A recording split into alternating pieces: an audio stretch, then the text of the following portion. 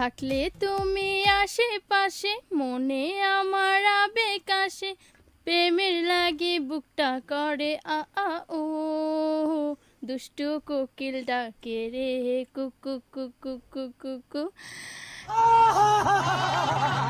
So guys, আজকে আমি চলে আসলাম ভাইরাল সেলিব্রিটি ইন্টারভিউ নিতে। হ্যালো এভরিওয়ান, আসসালামু আলাইকুম। কেমন আছেন আপনারা? আশা করি ওয়ালাইকুম সালাম, ভালো আছি।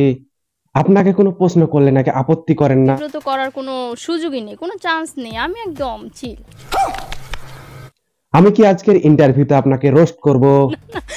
আচ্ছা ঠিক আছে, আপনাকে রোস্ট করলাম না, আপনার মনের ইচ্ছাগুলো বলেন। ছোটবেলা থেকে আমার অনেক ইচ্ছে ছিল যে আমি অলরাউন্ডার থাকবো, একদম 100-তে 100 থাকবো।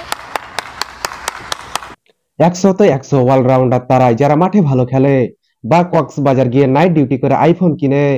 তার থেকেও বেশি হলে প্রবলেম কোথায়? এখন আপনাকে মানুষ কি ভাববে? আমি এখনো খুব কচি। ও আপনি কোচি, যাই হোক, বাজে মন্তব্য বাজে কমেন্ট করে আপনার খারাপ লাগে না? ততই অভিজ্ঞতা বাড়বে আর তত কিছু হতে পারবো। এখন তো জাস্ট হচ্ছে মডেল, আপনি মডেলও, যাক ভালো। পাশাপাশি হচ্ছে রিলস করি, দেন টিকটক করি। টিকটক হচ্ছে শখে। আপনার শখ বড়, আজও বাপু। তারপর ফার্স্টে ছিলাম আমি ইগল মিউজিকে, তো ওইখান থেকে আমার মনে হলো যে আমি টিকটক করি, হ্যাঁ ঠিক আছে। তারপর রিলস করি, ফুড ব্লগ করি, প্লাস জনি সিং যদি খাটে ভালো খেলে তবে সাকিব খান কোথায় ভালো খেলে? খান মিডিয়ায় ভালো খেলে। ধরেন জনি সিং একটি মুভি বানাতে চায়, সেইখান থেকে আপনাকে নায়িকা হিসাবে নেওয়ার পরে বাদ দেওয়া যদি হয়, তবে আপনার রিয়াকশন কি হবে? এত কিউট একটা মেয়েকে ফিরিয়ে দিতে পারবে না, যেহেতু দেশে এখন নায়িকা সংকট পড়েছে। সেইখানে যদি মিয়া খলিফাকে নেওয়া হয়, সেটা যদি বলি, সে এখন কাঁপাতে পারবে না।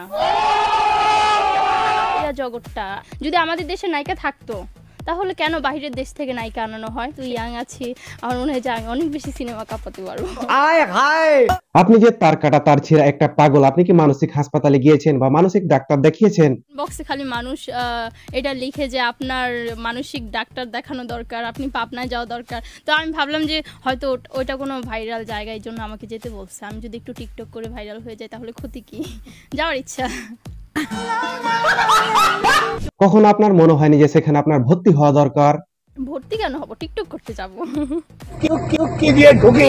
রিক্সায় আপনার স্বামীর কোলে বসে জোরে জোরে চিৎকার মেরে বলতেছেন যে দেখ রে দেখ আমি কার কোলে বসেছি, এটা কি অসুস্থতা নয়? এগুলো অসুস্থতা কেন হতে যাবে? যারা বোঝে তাদের জন্য অসুস্থতা না, যারা না বুঝে। ভিডিওটি ভালো লেগে থাকলে লাইক, কমেন্ট ও সাবস্ক্রাইব করতে ভুলবেন না। ধন্যবাদ সবাইকে এতক্ষণ সাথে থাকার জন্য।